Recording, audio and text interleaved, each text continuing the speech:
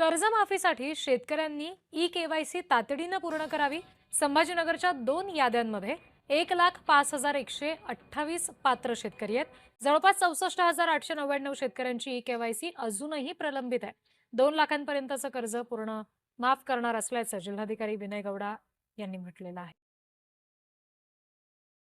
आतापर्यंत eligible फॉर्मरचा account जो uploaded documents मध्ये 2 लिस्ट आलेला आहे. त्याचा आकडा आहे 1,05,128 आणि त्याच्यापैकी जवळपास 40,229 लोकांच्या ई केवायसी झालेला आहे आणि 64,899 यांच्या ई केवायसी पेंडिंग आहे. ज्यांच्या ई केवायसी पेंडिंग आहे त्यांना विनंती करतो की तुम्ही लवकरचे लवकर ई केवायसी जवळच्या आपल्या सरकार सेवा केंद्र या सीएससी सेंटरमध्ये तुम्ही करावे. जो प्रश्न विचार त्यांना सांगू इच्छितो, ठीक आहे, कागदपत्रात काय अपूर्ण किंवा याद्या जरी कमी जास्त लागल्या किंवा कधी उशीर याद्या करायला उशीर होतोय, परंतु राज्यामध्ये राज्याचे मुख्यमंत्री देवेंद्र फडणवीस साहेबांनी जाहीर केलेले की साधारणतः 56 लाख शेतकऱ्यांपेक्षा जास्त शेतकऱ्यांना या कर्जमाफीचा फायदा त्याचा लाभ होणार आहे. कर्जमाफीच्या 2 याद्या जाहीर झाल्या, मात्र त्या याद्यांवरून सध्या गोंधळाचं वातावरण अनेक जिल्ह्यांमध्ये पाहायला मिळत आहे. कृषी मंत्री थेट त्यांच्याशी बातचीत करणार आहोत. सर, याद्या तर जाहीर झाल्या, मात्र 2 लाखांच्या आत तुम्ही कर्जमाफी म्हणत असताना प्रत्यक्षात मात्र कर्जाची रक्कम 2 लाखांच्या आतली ही माफ होत नाही, अशा अनेक शेतकऱ्यांच्या तक्रारी येत आहेत. असं मला वाटत नाही. असं त्या कागदपत्राची कुठेतरी एखादी थोडं कागदपत्र अपूर्ण वगैरे असतील किंवा त्यामध्ये हे असतील, पण एकदा राज्य सरकारने आपल्या सगळ्यांना माहिती आहे की जी आपण कर्जमाफी जाहीर केलेली आणि पहिल्या टप्प्यामध्ये साधारणतः 16 लाख म्हणजे 17 लाख शेतकऱ्यांना त्याचा फायदा हा आपण त्याचा निश्चित प्रकारे देतोय. आणि यामध्ये निश्चित प्रकारे काही गोष्टीमध्ये अडचणी असतील, त्यामुळं कदाचित या बाबतीमध्ये थोडा एखाद्या कागदपत्र अपूर्ण असतील आणि त्या बाबतीमध्ये निश्चित प्रकारे या बाबतीमध्ये चौकशी करून निश्चित प्रकारे शेतकऱ्यांना न्याय दिला जाईल. खरं तर एबीपी माझाच्या पडताळणीतली ही बाब आहे. धाराशिव जिल्ह्यातल्या गंदोरा इथल्या एका शेतकऱ्याचा विषय. जीवन पाटील नावाचे शेतकरी आहेत. बँक ऑफ महाराष्ट्राचं त्यांना कर्ज घेतलं होतं. 1,54,000 थकीत कर्ज आहे. कर्जमाफीच्या यादीत त्यांना फक्त 94,000 रुपये मिळालेत आणि वरचे 60,000 रुपये भरल्याशिवाय तुम्हाला 94,000 माफ करणार नाही, असं बँक अधिकाऱ्यांचं म्हणणं आहे. 2 लाखाच्या आत जर त्याचं कर्ज असेल, 2 लाखाच्या आत जर त्याची थकबाकी असेल 2 लाख रुपयाच्या, त्यात जर असलं तर निश्चित प्रकारे बँकेला ते करता येणार नाही. या बाबतीमध्ये जे 2 लाख रुपयापर्यंतची संपूर्ण रक्कम ही जी कर्जमाफी आहे ती 2 लाखाच्या आतली ती संपूर्ण रक्कम त्या बाबतीमध्ये त्या बँकेला त्या शेतकऱ्याला द्यावी लागेल. दुसरी गोष्ट महत्त्वाची बाब अशी आहे, हिंगोली जिल्ह्यातला आणखीन एक आम्ही पडताळणी केली. त्याच्यामध्ये असं लक्षात आलं, केवायसीच्या वेळेची जी रक्कम आहे ती वेगळी आहे, प्रत्यक्षात कर्ज घेतली ती रक्कम वेगळी आहे आणि कर्ज माफ झाली त्यावेळेची रक्कम वेगळी आहे. त्यामुळे नेमकी रक्कम कुठली भरायची, असा शेतकऱ्यांसमोर प्रश्न आहे. नाही, शेवटी आपल्याला माहिती आहे की आपल्या बँकेमध्ये जे आपलं अकाउंट असतं त्यामध्ये आपल्याला एकंदर आपल्या लक्षात आपली कर्जाची रक्कम किती, आपल्याला भरणा किती, त्यामुळं साधारणतः त्या बँकेला पण माहिती असतं आणि त्या शेतकऱ्याला पण माहिती असतं आणि निश्चित प्रकारे त्याप्रमाणे त्या शेतकऱ्याने तो भरणा करावा. ती रक्कम आपल्याला ती असतेच. शेतकऱ्याचं म्हणणं असं आहे की मी 50,000 रुपये घेतले होते, कर्जमाफीच्या योजनेतून मला 20,000चा लाभ मिळतोय. ज्यावेळेस मी थकीत रकमेच्या अनुषंगानं ज्यावेळेस बँकेत चौकशी केली त्यावेळेस 82,000 रुपये आम्हाला असल्याचं सांगितलं. जर तुम्ही 2 लाखाच्या आत कर्जमाफी करताय, मग हे 82,000 रुपये माफ का करत नाही? नाही, या बाबतीमध्ये निश्चित प्रकारे तुम्हाला सांगतो, आता खरंच हा विषय आपण विचारताय मला, या बाबतीमध्ये शेवटी तपासून या बाबतीमध्ये निश्चित प्रकारे त्या शेतकऱ्याला न्याय दिला जाईल.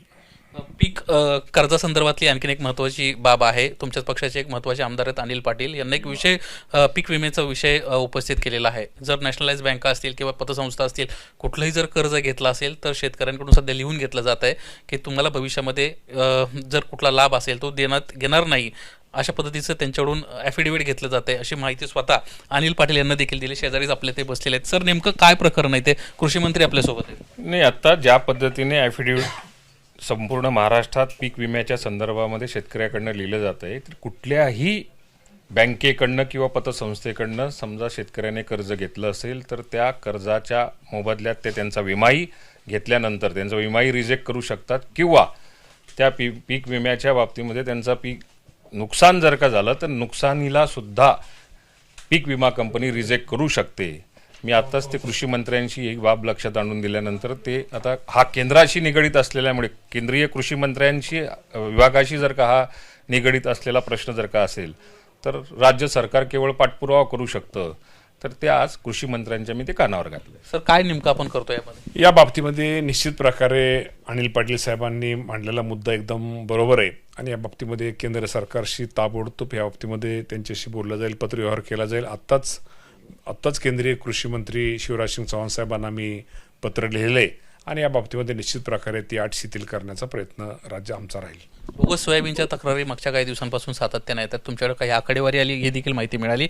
किती गुन्हे तुम्ही आतापर्यंत दाखल केले आणि अशी प्रकरण नेमकी किती समोर आली? आनंदाची बातमी आलेली आहे. या बाबतीमध्ये मी आपल्याला एवढं सांगेल की ज्या बाबतीमध्ये या सोयाबीनच्या बाबतीमध्ये साधारणतः राज्यामध्ये आपल्याला माहिती आहे सगळ्यात मोठं क्षेत्र हे सोयाबीनच्या पिकाखाली असतं आणि साधारणतः या बाबतीमध्ये जर सांगायचं झालं तर आज अखेर आपल्या राज्यामध्ये 45,10,000 हेक्टर एवढी पिकाची पेरणी झालेली आहे आणि साधारणतः त्याच्या बाबतीमध्ये आपल्याकडे एकूण तक्रारी या 10,113 तक्रारी आपल्याला शेतकऱ्यांच्या आलेल्या आहेत. त्यापैकी आपण लगेच तपासणीसाठी नमुने त्यातले 7,811 तपासणी नमुने तपासणी केलेली आहे आणि तपासणी प्रयोगशाळा घोषित प्रमाणित त्यामध्ये 7,811 पैकी साधारणतः 1,082 एवढे आपल्याला प्रमाणित आलेले आहेत आणि साधारणतः ज्या प्रमुख कंपन्या आहेत त्याच्यावरती आपण 85 प्रमुख कंपन्या विरोधात एकूण 85 FIR दाखल करण्यात आलेली आहेत आणि तक्रार केलेल्या प्रमुख कंपन्यांमध्ये बूस्टर प्लांट असेल, genetics private limited, Ravi hybrid seeds and research, Oswal seeds, Yashoda व पाश्मो जेनेटिक LLP अशा अनेक क्षेत्र हे केलेले आहे आणि साधारणतः आपल्या एकंदरच 45,10,000 हेक्टरच्या अगेन्स्ट साधारणतः 24,000 हेक्टर एवढं क्षेत्र आपल्याला बाधित आढळलेलं आहे.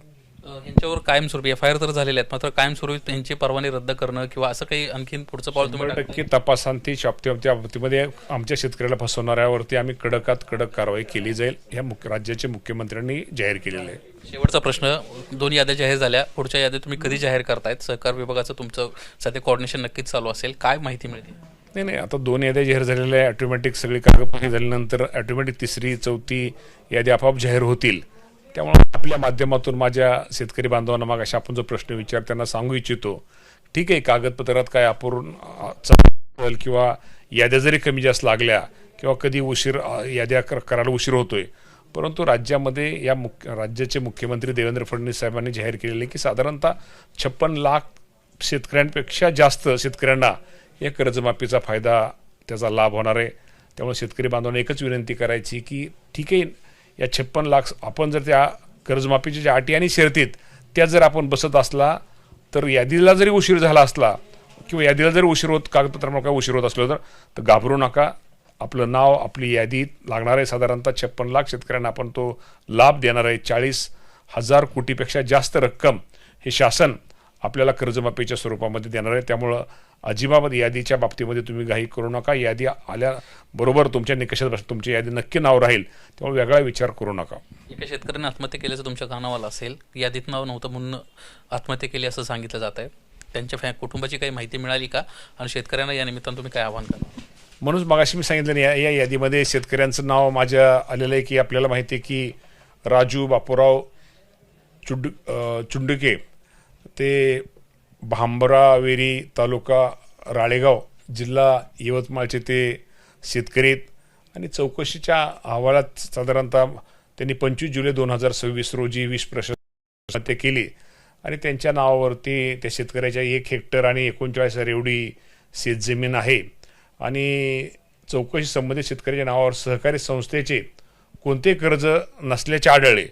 मात्र त्यांची आई कैलासवासी कवडाबाई बापूराव चुंडके यांनी 2009 कर्ज घेतलं होतं.